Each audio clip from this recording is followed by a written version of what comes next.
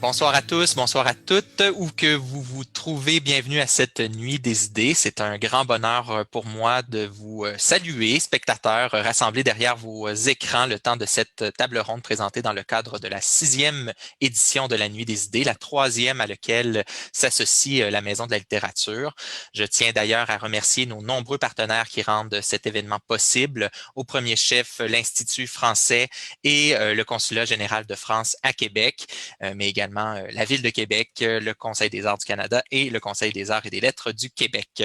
J'ai la chance d'être entouré de deux écrivaines de talent, probablement d'un troisième qui se joindra à nous en cours de discussion, des écrivains, des écrivaines dont nous suivons avec délectation le travail depuis plusieurs années. C'est un honneur de les accueillir, c'est un honneur de vous accueillir pour cette nuit des idées. D'abord de Paris, Marie-Ève Lacasse, grande joie de pouvoir compter sur votre présence.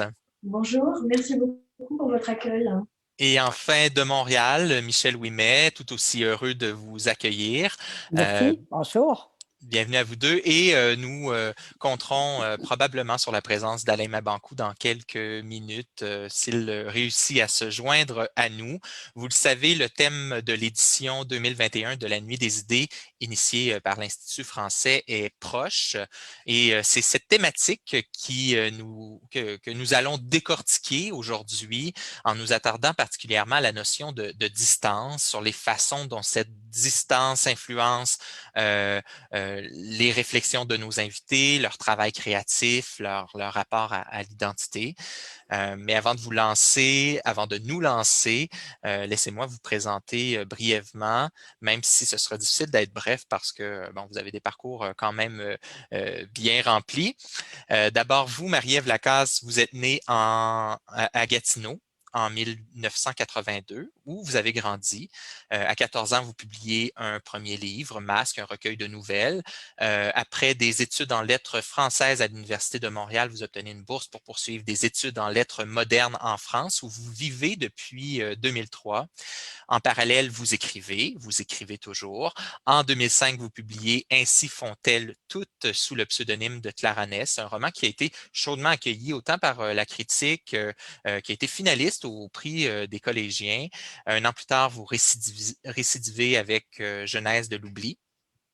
Il faudra ensuite attendre 11 ans avant de vous relire, 11 ans, une période pendant laquelle vous travaillez en journalisme et en publicité, et ben, le plaisir de vous redécouvrir avec Peggy dans les phares, un formidable roman qui s'attarde à la vie de Peggy Roche, euh, euh, donc qui a travaillé dans l'univers de la mode, qui a été la compagne de la romancière Françoise Sagan. Et en mars 2020, donc au moment même où cette pandémie apparaissait sur nos écrans radars, vous publiez Autobiographie de l'étranger, où vous abordez votre départ du Québec, votre rapport à soi et aux autres. Nous aurons l'occasion d'en reparler durant cet échange. Donc, très content de vous avoir ici. Et enfin, vous, Michel Ouimet, vous êtes une voix bien connue du journalisme canadien qui a inspiré bien des journalistes en devenir.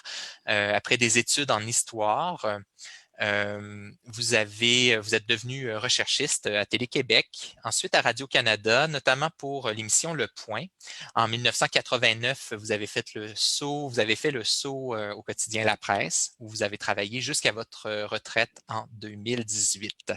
Vous y avez traité divers sujets, vous êtes aventuré dans différents créneaux, mais vous avez développé rapidement une spécialité dans la couverture d'événements marquants de la scène internationale. Vous vous êtes déplacé au Rwanda, en Afghanistan, au Pakistan, à Haïti, en Égypte. Bon, la liste est longue, en Syrie.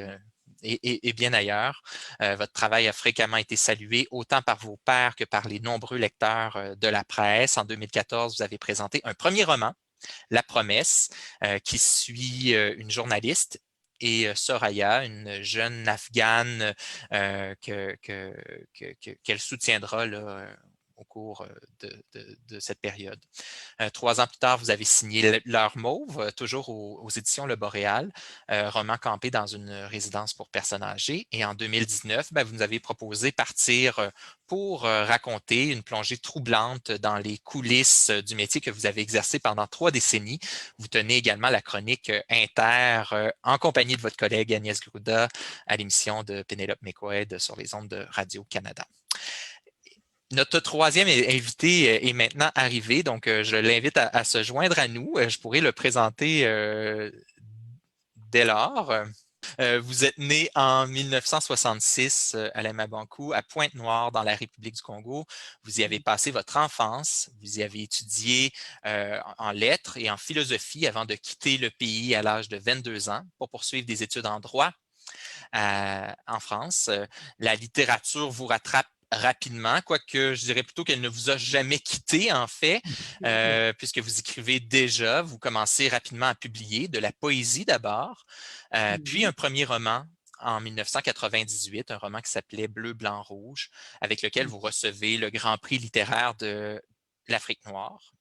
Dès lors, poésie, roman, essais s'entrecroisent à notre plus grand plaisir. Vous obtenez un succès critique et populaire grâce notamment à Vers cassé en 2005, puis Mémoire de Porc-Épic en 2006 qui vous vaut le prix Renaudot.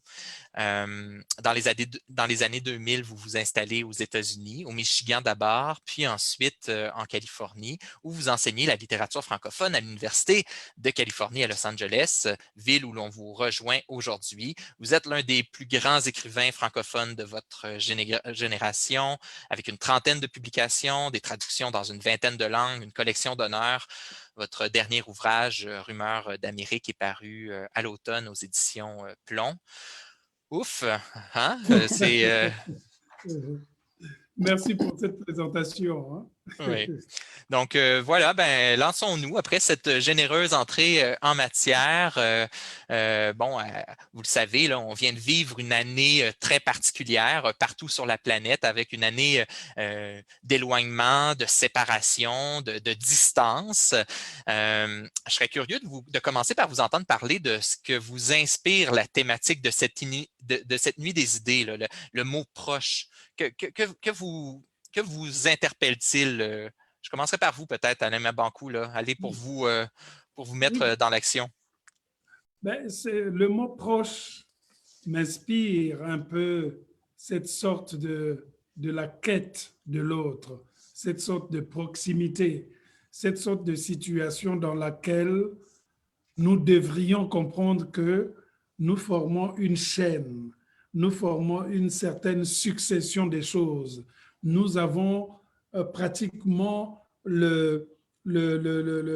l'obligation de pouvoir assurer le relais, de savoir ce que l'autre est en train de vivre et peut-être d'aider l'autre aussi qui est en train de vivre dans une difficulté ou peut-être même dans une situation très délicate, de pouvoir surmonter sa condition. Donc, le côté proche est à la fois affectif, est à la fois proche, comme on pourrait le dire. Hein. Le terme le plus simple, c'est que les proches sont ceux qui vous entourent.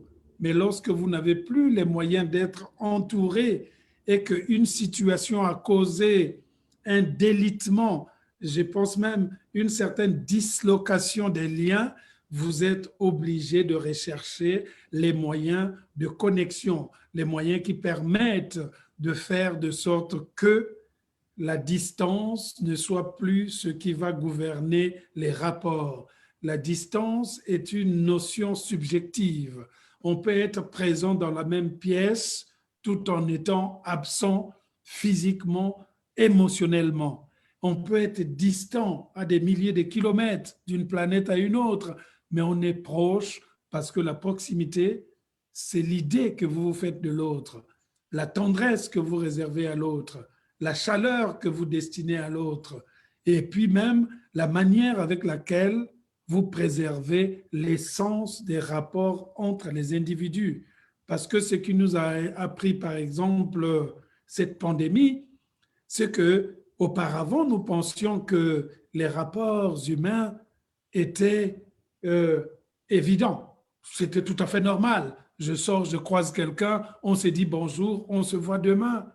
Et puis on se rend compte que tout cela n'était pas un acquis et que nous devrions plutôt inventer désormais des moyens de pouvoir être proches, de pouvoir être ensemble. Comment être ensemble lorsque la situation générale, la tension générale fait que nous ne pouvions pas avoir le bénéfice de la présence. C'est peut-être cela que m'inspire le mot ou la formule proche. Est-ce que ça trouve écho de votre côté, Michel Ouimet, cette façon de voir la distance et la proximité? Mais la première chose à laquelle j'ai pensé, c'est comment le mot proche est devenu douloureux, comment notre rapport aux proches a complètement changé avec la pandémie. Je veux dire, les enfants, adultes ne peuvent pas visiter leurs parents qui sont dans des résidences pour personnes âgées. On ne peut plus être proche, on ne peut pas les prendre dans nos bras. Moi, je ne vis pas avec ma fille, je ne peux plus la prendre dans mes bras. Je ne peux pas prendre mon petit-fils dans mes bras. On ne peut plus être proche. On ne peut plus être proche pour se protéger. Et ça, je trouve ça très difficile parce que tout notre rapport à l'autre a changé. Mais si la personne n'est pas dans notre bulle, il faut se tenir loin, puis il faut même s'en méfier parce qu'elle peut nous contaminer. Donc, je trouve qu'on est tombé comme dans une vision un peu paranoïaque du proche, mais pour une raison de santé publique là, que je comprends, mais je trouve ça un peu dommage. Alors, je trouve que cette pandémie-là a complètement bouleversé notre rapport à l'autre. Est-ce que c'est une observation que vous faites aussi, Marie-Ève? Oui, oui, je me reconnais beaucoup dans ces deux témoignages. Cette histoire de douleur, ça me touche beaucoup parce que c'est vrai que par rapport à l'expression les nôtres ou les miens, quand on dit mes proches ou être. Aujourd'hui, le mot proche est presque associé à la mort en réalité. C'est presque toujours dans le cadre d'un deuil. Donc, déjà, le mot est connoté aujourd'hui très fortement par quelque chose une ombre comme ça très tragique. Mais par ailleurs, ce confinement, ces couvre-feux aujourd'hui ont apporté à la notion de proche, ou alors de proximité, c'est qu'à mon sens, le temps s'est arrêté et qu'on a été obligé de regarder nos proches comme on ne les avait jamais regardés. Et la vie est devenue une sorte de photographie d'un instant T, à l'image de tous les choix, de toutes les rencontres qu'on a pu faire dans sa vie. Et puis là, hop, tout à coup, la vie s'arrête et on se dit, ah oui, en fait, je vis avec cette personne depuis tant d'années, ou j'ai un certain nombre d'enfants. Et là, tout à coup, en fait, on se met à regarder nos proches comme on ne les a jamais probablement regardés et considérés. Et la vraie question sous-jacente qui a été soulevée par Alain Maboncou, c'est sommes-nous vraiment proches ? On se croise, on vit ensemble, on partage des espaces, la salle de bain, la cuisine, la salle à manger, mais jusqu'où nous connaissons-nous vraiment ? Est-ce qu'on se supporte ? Est-ce qu'on s'entraide ? Est-ce qu'on s'écoute ? Et ce temps d'arrêt, bien qu'il ait été provoqué par une catastrophe sanitaire mondiale épouvantable, c'est à peu près la seule belle chose, je crois, que l'on peut en tirer. C'est que ce temps d'arrêt nous permet de regarder enfin l'état de notre vie là où on en est et les gens qui en font partie. C'est d'ailleurs un choix que vous avez déjà fait par le passé, là, de rompre, de quitter un environnement. Vous l'avez chacune et chacun à votre façon, vous avez vécu avec cette notion de distance volontaire bien souvent parce que vous partagez cet exil, ce départ de votre pays d'origine. Bon, pour vous, Michel, c'est de plus ou moins courtes périodes répétées dans le temps, mais c'est de façon beaucoup plus définitive pour vous, Alain Mabancou, pour vous, Marie-Ève Lacasse. Qu'apporte, je vous tendrai la question, Marie-Ève, qu'apporte le départ? Qu'est-ce que ça ouvre comme possibilité de rompre? De rompre avec un lieu? C'est un grand danger, hein. C'est de se mettre en danger, c'est très fragilisant. Je pense que la pulsion initiale est très adolescente, c'est-à-dire qu'on est persuadé qu'on y vivra plus intensément, qu'on y fera des rencontres plus flamboyantes, que la vie sera enrichie d'expériences extraordinaires à tous les coins de la rue. Alors bon, ça peut arriver à un certain temps, mais c'est surtout une grande fragilité. Et tous les jours de ma vie, je me demande si mes choix et là où j'en suis dans ma vie, ça aurait été la même chose si j'étais restée au Québec. Et je pense évidemment que non. Je crois que j'ai été confrontée à des difficultés, à une précarité, oui, à des enjeux qui sont motivés par l'exil, qui reposent souvent sur des choses très simples comme la solitude et le besoin d'amour. Euh, et donc, ça permet, ça autorise des comportements parfois qui peuvent être dangereux et destructeurs, alors qu'évidemment, quand on est chez soi, qu'on connaît bien l'éthos, il y a beaucoup moins ce type de mise en danger. Alors pour la littérature, c'est très bien, la littérature en est friande, hein, évidemment, de cette vulnérabilité, de cette fragilité, mais néanmoins, ça peut être quelque chose de dangereux. Et je voulais juste réagir à la question que vous avez posée précédemment. À mon sens, la littérature s'intéresse beaucoup au monde du dedans. Et pendant très longtemps, quand il y avait la frénésie à l'extérieur, moi j'adorais m'enfermer et me sentir justement dans une bulle où je pouvais enfin interroger cet espace du dedans, puisque cet extérieur était aussi très fragilisant. Donc dans ce bureau, je me sentais plus ou moins en sécurité, en tout cas dans un endroit où je pouvais explorer bien ces failles, oui, de manière relativement, enfin j'ose l'espérer, fine, pour en faire des récits vrais. Et depuis que tout s'est arrêté, la frontière entre le monde du dedans et le monde du dehors est moins départagée, je trouve, aujourd'hui, parce qu'il y a beaucoup moins de frénésie extérieure. Et tout à coup, l'envie de m'enfermer perd un peu de son intérêt. Et un mouvement contraire a surgi en moi depuis le confinement. Eh bien, j'ai envie, et d'ailleurs je l'ai mis en place, d'écrire sur autre chose que l'espace du dedans et m'intéresser, enfin, il était à peu près temps à 38 ans, de m'intéresser à l'espace du dehors. Et donc, j'ai commencé à interviewer des paysans, des viticulteurs, voyager partout en France, vivre à la campagne, m'intéresser à d'autres modes de vie que le mode de vie parisien, parce que tout à coup, j'étais secouée aussi dans mes certitudes, et tout à coup, il y a d'autres modes de vie qui ont commencé à m'intéresser. Et donc, j'ai été obligée de sortir de chez moi. Voilà. Est-ce que ça trouve écho de votre côté, Michel Ouimet? Parce qu'il y a quand même quelque chose là, qui est exprimé de cette quête de se reconnecter avec l'autre, avec ça, l'autre avec un grand A, là. Moi, à chaque fois que je partais, c'était un défi parce que je partais à la dernière minute, je partais dans des terrains de guerre ou dans des zones dangereuses, donc il fallait que je m'adapte. Ça me demandait une adaptation qui était très grande et que je n'avais pas toujours. C'était une mise en danger, mais différente de la vôtre, Marie-Ève. Et parce que moi, je revenais après. Je revenais à mon port d'attache à Montréal. Et donc, c'était temporaire là, comme débalancement. Mais je devais aussi, le plus grand défi, à mon avis, c'était de comprendre une culture complètement différente, comprendre les femmes afghanes, comprendre le Pakistan, comprendre la Syrie, les Arabes, les djihadistes. Donc, ça demandait de s'adapter et de comprendre rapidement, de ne pas juger et d'être capable de décrire et de comprendre les sociétés. J'ai vécu 2 ans en Afrique noire, alors je suis très, très attachée à l'Afrique. Donc, j'ai vécu ce déracinement, mais je savais encore une fois qu'il était temporaire, mais ça m'a permis de voir autrement là, plein de choses. Et quand je pouvais, j'essayais d'aller en reportage en Afrique. Ce que la pandémie m'a apporté, moi, c'est du temps. Donc, la pandémie a été bonne pour moi parce que là, j'étais chez moi et j'avais du temps. Je n'étais pas éparpillée en 10 millions d'affaires. Je pouvais vraiment me concentrer. Moi, je peux écrire dans un sous-sol à Laval ou à Paris, au sommet de la Tour Eiffel ou dans un café, peu importe.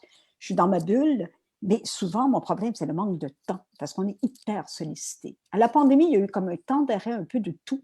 Et j'ai trouvé cet allié-là, moi qui a toujours été un peu étourdi parce qu'en journalisme, ça bouge vite. Donc, j'ai trouvé du temps. Mon premier roman, je l'ai écrit parce que je suis tombée en vélo puis je me suis blessée à l'épaule et puis j'ai été en arrêt de travail pendant 2 mois. Pour la première fois de ma vie, j'avais du temps. Donc, pour moi, mon meilleur allié, c'est vraiment le temps. Le temps, tout arrêter, me concentrer sur autre chose. Et c'est une chose sur laquelle je n'écrirai pas, c'est sur la pandémie. Ça, c'est certain. C'est le dernier sujet sur lequel j'aimerais écrire. Je comprends qu'il y en a qui écrivent, qui ont des choses extrêmement pertinentes à écrire là-dessus, mais moi, c'est non. J'ai assez de la vie. Je ne vais pas écrire là-dessus en plus. Mm-hmm. Allez-y, Alain. Oui, je voulais ajouter, c'est peut-être aussi cette notion de temps, peut-être ce qui va nous faire parler sur le temps. Moi, c'est le contraire. La notion du temps s'est aggravée. J'ai l'impression d'avoir trop du temps et quand j'ai trop du temps, je je ne fais rien Ah puisque oui. je me dis de toute façon, j'ai le temps, je le ferai. Moi, j'ai toujours écrit parce que je n'avais pas le temps d'écrire et que j'avais peur que si je n'écrivais pas maintenant, je n'aurais pas le temps.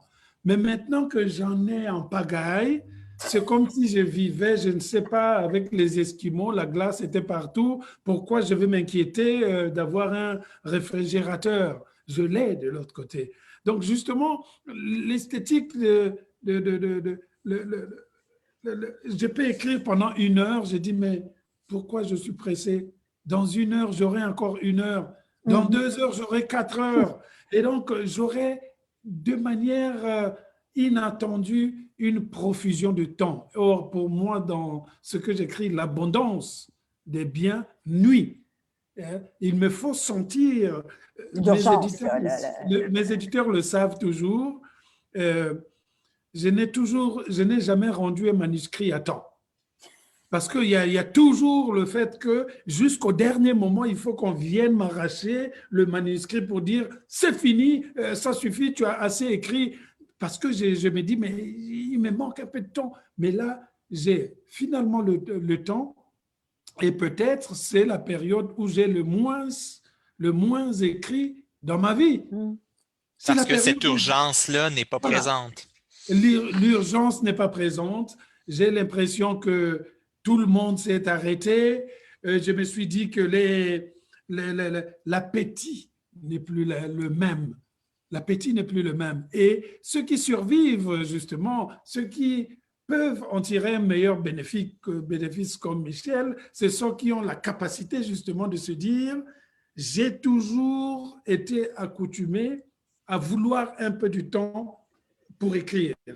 Et moi, je suis en train justement d'apprendre à être comme Michel, c'est-à-dire à me dire, écoutez, prenons de l'avance dès maintenant, écrivons ce qu'on peut écrire. Si je dois écrire Mais 3 moi, Paul, romans, j'ai vécu j'écris 3 pendant romans, et quand tout ça va se terminer, les éditeurs vont arrêter de m'embêter. J'aurai 3 ans, 3 romans d'avance, mais ce n'est pas possible.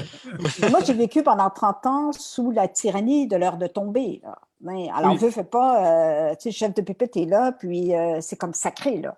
Je sais, ne pas respecter une heure de tombée, c'est un péché mortel très, très grave, là, et puis ça peut valoir le congédiement.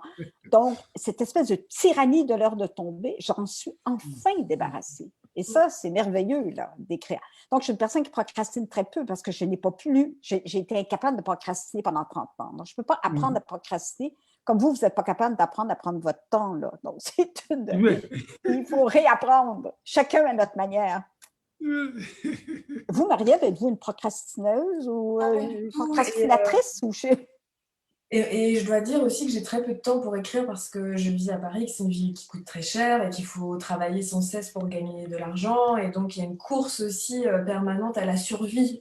Et la survie commence en France, enfin à Paris, par payer son loyer. Et donc, quand on est écrivain, c'est très compliqué, ou écrivaine, parce que écrire, ça prend beaucoup de temps, c'est pas du tout rémunérateur, en tout cas à mon niveau.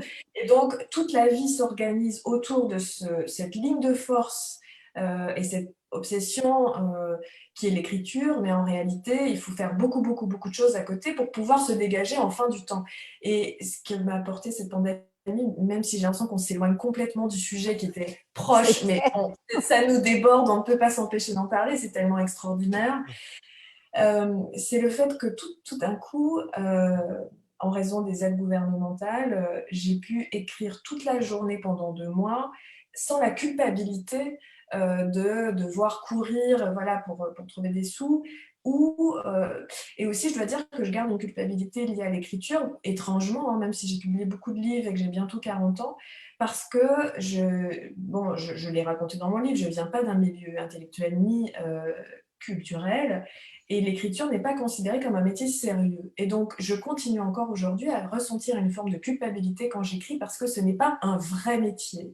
Et là, tout à coup, le fait de pouvoir m'y adonner avec une totale décontraction pendant 2 mois. J'ai trouvé ça extraordinaire et c'est la raison aussi pour laquelle j'aime tellement les résidences d'écriture parce qu'on nous autorise tout à coup et on nous ouvre les portes, on nous donne un espace de pensée, de temps pour dire voilà, c'est tout à fait légitime ce que vous faites, le temps que vous prenez pour le faire. Et, et voilà, donc moi, mon rapport au temps, il est un peu plus complexe, mais peut-être quand j'aurai publié 30 livres comme Alain m'a beaucoup décontracté. Ce rapport-là que vous évoquez dans Autobiographie de l'étranger que vous avez publié donc en mars 2020, vous dites pourtant que l'écriture passe avant tout. Et vous dites, oui, vous êtes consciente qu'il y a un égoïsme qui est associé à ça, mais d'abord et avant tout, là, l'écriture occupe une place de choix à tel point que probablement ce dont vous êtes le plus proche, Marie-Ève Lacasse, c'est la littérature, la lecture, l'écriture. Oui, mais tout ça ne vient pas sans une grande sensation de culpabilité, comme est traversée à peu près toute la littérature féminine, c'est-à-dire que le temps passé à écrire, c'est toujours du temps arraché au rôle de Ouais. mère. Et donc ça, c'est quand même un topos qu'on retrouve dans beaucoup, beaucoup de livres, et je n'y fais pas, écrits par des femmes. Et je n'y fais pas exception parce que c'est vrai que se retrancher dans son bureau, dans sa chambre à soi, comme disait Virginia Woolf, pour écrire, plutôt que de passer 3 heures à jouer avec son enfant, bon, ça reste quand même quelque chose qui est mal vu et que moi j'ai intériorisé comme quelque chose de très très mal. Et donc, après, oui, c'est vrai, je m'autorise ce temps, puisque si je ne le fais pas, les livres ne se font pas. Mhm. Et donc, je me l'autorise, mais ce n'est pas sans douleur et sentiment de culpabilité. Et tout ça peut être très, très bloquant, très, très inhibant. Vous l'abordez, vous aussi, Michel Ouimet, dans votre récit de votre carrière journalistique, le Partir pour raconter cette culpabilité-là que vous avez à l'égard de vos proches, de votre fille, qu'il y a toujours un sentiment d'abandon et que c'est nécessaire pour vous accomplir dans votre démarche de journaliste à l'époque, mais également d'écrivaine d'une certaine façon. Oui, je suis d'accord avec ce sentiment de culpabilité qui est très fort. Je ne sais pas chez les hommes, Paul, vous nous en parlerez, mais c'est un sentiment qui est très féminin. Et quand je partais à la dernière minute dans des zones dangereuses, j'inquiétais beaucoup mes proches. Mais avec le recul, je me suis rendu compte que ça prend une bonne dose d'égoïsme pour faire ce métier-là parce que mon chum était dans tous ses états quand il me voyait partir, mettons, couvrir la guerre au Liban puis qu'il voyait Beyrouth bombardée.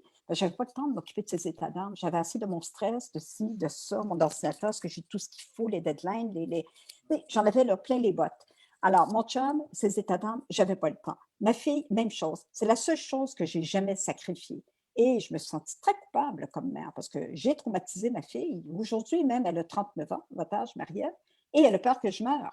Tu sais, c'est le contraire. Ma fille m'a dit, maman, c'est pas aux enfants d'être inquiets pour leurs parents, c'est le contraire qui devrait arriver. Donc, j'ai comme tout mélangé la hiérarchie des sentiments mère-enfant. Donc, c'est ma fille qui est inquiète pour moi et non le contraire, ce qui devrait être le cas.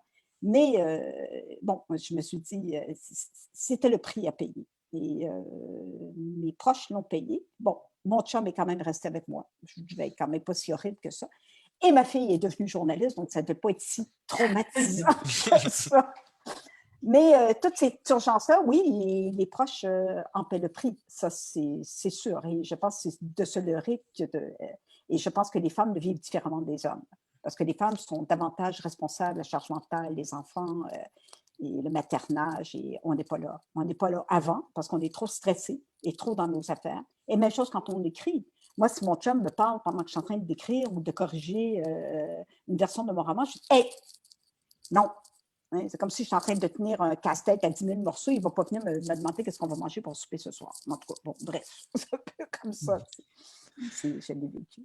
Et vous, Alain, que répondriez-vous par rapport à ce sentiment de culpabilité? Est-ce qu'il existe chez vous? Parce que vous avez aussi ce rapport-là avec une famille que vous avez, vos parents, vos proches, que vous avez quittés à un certain moment, votre fils, donc, dont vous parlez ou également dans Rumeur d'Amérique, là, ce lien-là avec votre fils. Oui, moi le sentiment est un peu différent aussi, parce que mon fils, il habite en France et que moi, j'habite tranquillement seul par ici. Donc, on se correspond. On avait déjà cette habitude de la distance puisque je n'habite plus en France depuis pratiquement 2002. Donc, ça fait pratiquement bientôt 20 ans, je ne sais pas, que je suis hors de la France, même si tous les étés, je suis là-bas, les congés sabbatiques à la fac, je suis là-bas. Je suis resté entre les deux pays. C'est-à-dire que j'ai peut-être été celui qui a le plus supporté la distanciation, le côté, l'absence des proches. Parce que déjà, dans ma culture, je suis dans la culture de celui qui est toujours parti. À 20 ans, j'ai quitté le Congo-Brazzaville pour aller vivre pendant une quinzaine ou 17 ans en France où j'ai fait des études. Et à partir de 2002 ou 2003, je quitte la France pour vivre dans le Michigan pour 4 ou 5 ans. Et après 5 ans là-bas, je quitte là-bas, j'habite à Los Angeles. Et donc, et mes parents d'Afrique, il y a une certaine distance. On a toujours vécu cette distanciation. Et les amis et les proches, mon fils à Paris, etc., il y a cette distanciation. Mais ce qui est délicat, c'est que cette fois-ci, je ne peux pas décider et dire je peux y aller maintenant parce que je pouvais aller en France tous les mois. À tout moment, je prenais l'avion, j'arrivais, je restais, je discutais avec des amis pendant un mois, mais ça, je ne peux plus le faire. C'est le côté pratiquement l'aspect d'exil que revêt le cloisonnement sanitaire dans lequel nous sommes.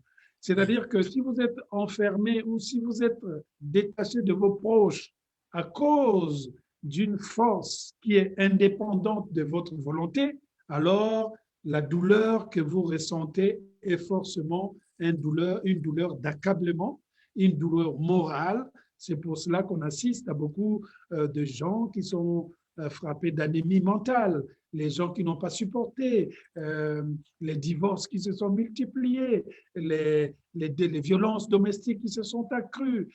Les gens n'étaient pas forcément même dans les couples, hein, ceux qui sont mariés ou qui vivaient ensemble, on n'était pas obligé de se marcher les uns sur les autres 24 heures sur 24. Bon, chacun allait au travail et puis on vous laissait toute la journée à faire ce que vous avez à faire, etc. Donc, je vis cela dans un sentiment un peu mitigé. J'ai envie de rompre cette sorte de cloisonnement pour retrouver la vie d'antan, mais je sais aussi que si je dépasse la frontière, je vais tomber dans une situation qui est la même.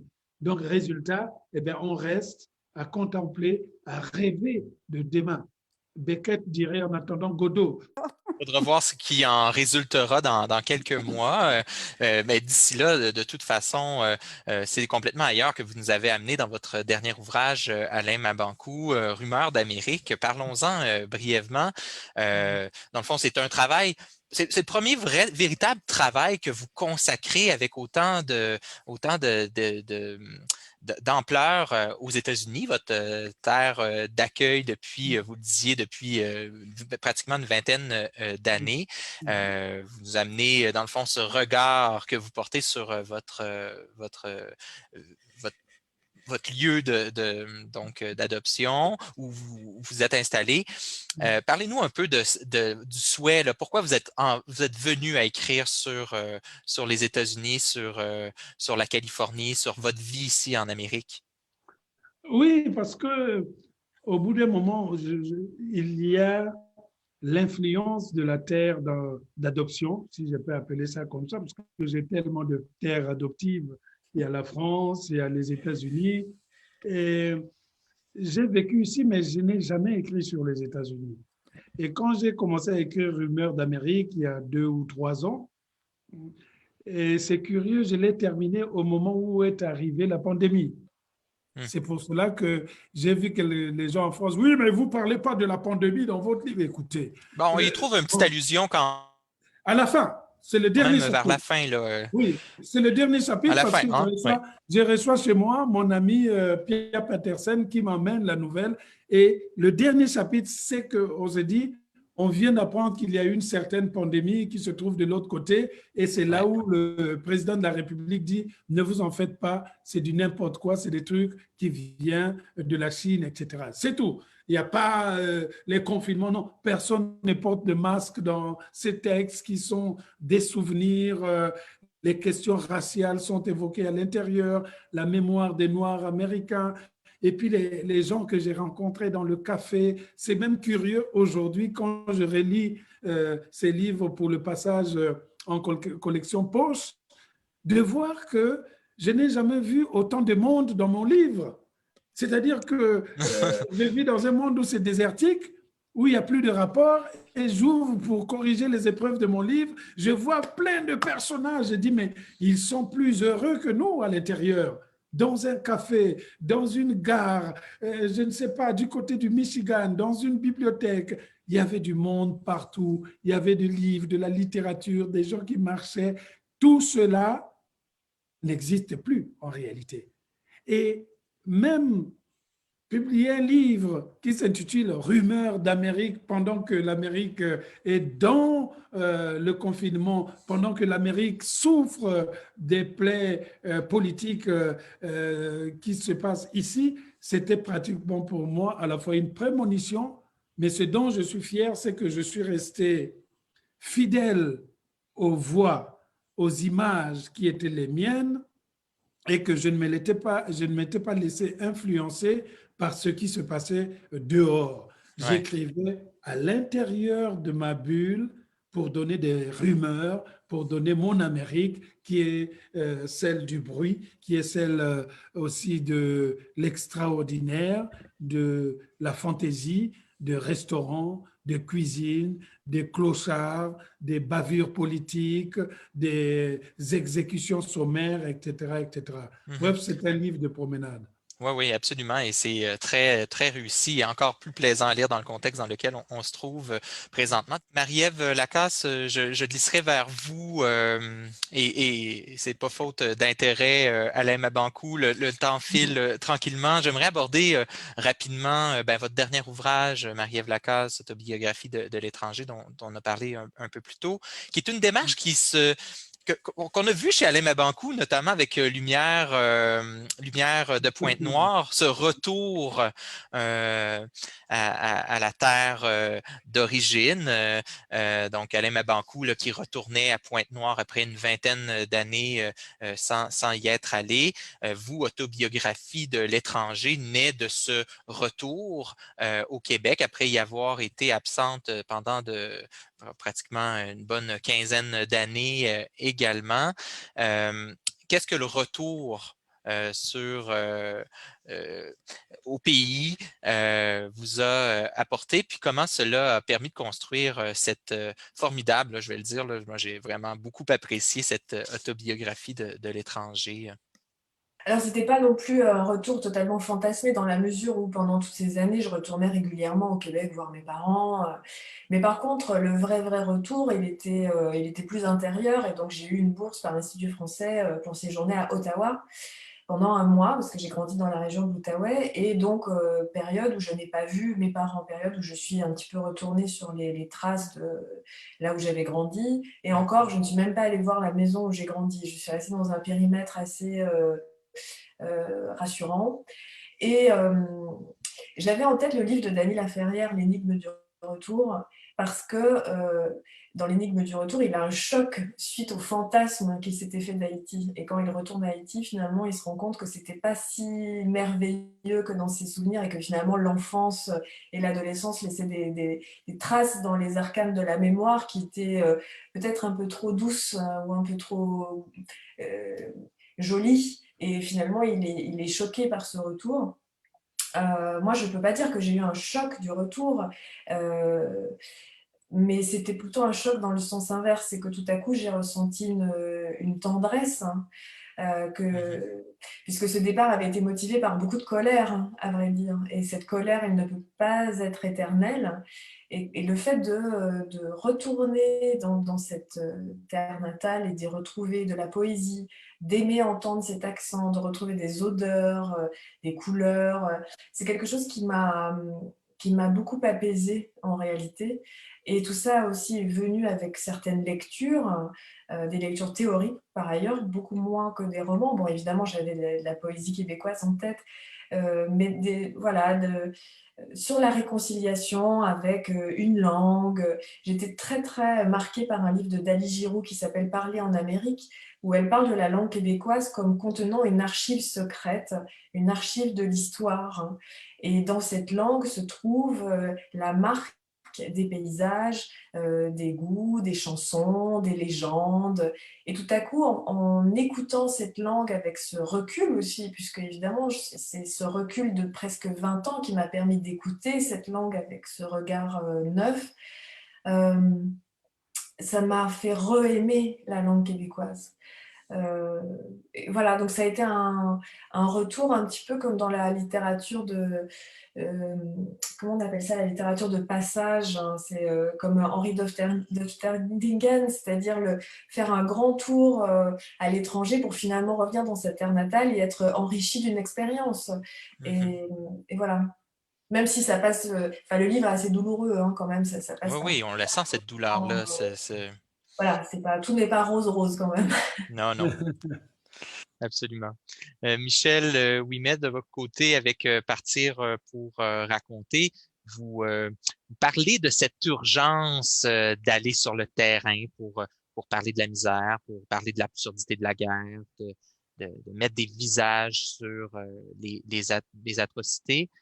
Est-ce que parce qu'aujourd'hui, vous avez pris votre retraite, est-ce que ce jeu-là sur le terrain, ces aventures-là, ce désir de couvrir l'ailleurs, vous habite encore? Et si oui, de quelle façon là, ça vous occupe aujourd'hui? Et en fait, c'est un peu double. C'est sûr que le terrain me manque. Quand j'ai vu les manifestations au Liban, un pays où j'ai été plusieurs fois, c'est sûr, j'aimerais être sur le terrain et couvrir le Liban. Quand je vois ce qui se passe actuellement, tous les dérapages en Afghanistan, j'aimerais ça. J'aimerais être en Afghanistan, j'aimerais couvrir de nouveau ces pays-là. Euh, Ça, c'est le côté théorique. Et vraiment, ça me manque. J'ai une grande nostalgie du terrain. Mais la réalité, c'est que 28 ans de couverture m'ont usé. Hein. Partir, être tout le temps Hmm. sur l'adrénaline, tout le temps la pression, les deadlines, les heures de tomber, écrire, toujours être pressé, mais ça use. Hein. Puis porter prendre l'avion à tout bout de champ, prendre des quantités astronomiques de somnifères parce que je ne suis pas capable de dormir, porter des sacs à dos beaucoup trop lourds, des vestes par balles, mais j'ai eu des hernies discales assez graves, là. J'ai fini par en venir à bout parce que j'ai une vraie tête de cochon. Mais tout ça a laissé des marques. J'ai eu un choc post-traumatique après avoir couvert le génocide au Rwanda. Mais tout ça, c'est ça. Je suis devenue fragile. Ça m'écoeure, vraiment, là. Il y a un prix à payer. Et ce prix-là, aujourd'hui, j'ai 66 ans, je ne serais pas capable de repartir avec mon sac à dos puis ma veste par balle pour aller couvrir l'Afghanistan, même si j'ai envie de le faire. Parce que je suis fragile, non seulement physiquement, mais je suis fragile aussi psychologiquement, parce que c'est pas le fun d'aller dans des camps de réfugiés, puis un autre camp de réfugiés, puis encore un autre, puis un autre, puis un autre, puis toujours voir des gens qui sont victimes, leur maison a été bombardée, ils sont là, quoi, 6 mois, 1 an, 2 ans, les enfants sont malades, 90% des hommes font des dépressions, et de voir toujours la bêtise de l'homme qui recommence, qui recommence. En tout cas, pour moi, vraiment, l'indignation a commencé en Syrie avec ce criminel de guerre qui est Bachar al-Assad et ces djihadistes. En fait, il n'y avait plus que des méchants en Syrie, des djihadistes d'un côté, Bachar al-Assad de l'autre, et au milieu, un peuple qui souffre. Alors ça, à un moment donné, ça use, ça devient lourd. Alors, Oui, moi, on le perçoit bien dans votre récit. Là, oui, c'est troublant là, de côtoyer l'horreur là, à répétition, puis mais cette incapacité de l'homme à comprendre sa propre bêtise et de la perpétuer tout le temps sur le dos des victimes. Ça, à un Mhm. moment donné, tu as comme envie de hurler, mais tu hurles dans le vide. En tout cas, moi, la seule façon pour moi d'exprimer ça, c'était d'écrire et ensuite de le faire avec les romans. Avec la promesse, je voulais parler des femmes afghanes, dont je parlais dans mes reportages, mais j'utilisais peut-être 20-30% de mes notes, pas plus. Mhm. Mais là, au moins, dans un roman, j'avais l'espace et puis je pouvais parler de toutes ces femmes que j'ai rencontrées afghanes à travers un seul personnage qui était un personnage de fiction. Donc, Oui. ouais, Et on est capable de recouper certaines histoires en lisant votre roman et en lisant ce récit. On voit bien qu'il y avait cette matière que vous souhaitiez explorer davantage. Déjà, le temps se conclut. Je vous remercie tous trois de votre présence, de votre participation à cette édition Québec de la Nuit des idées. Merci beaucoup. merci, Merci beaucoup. merci.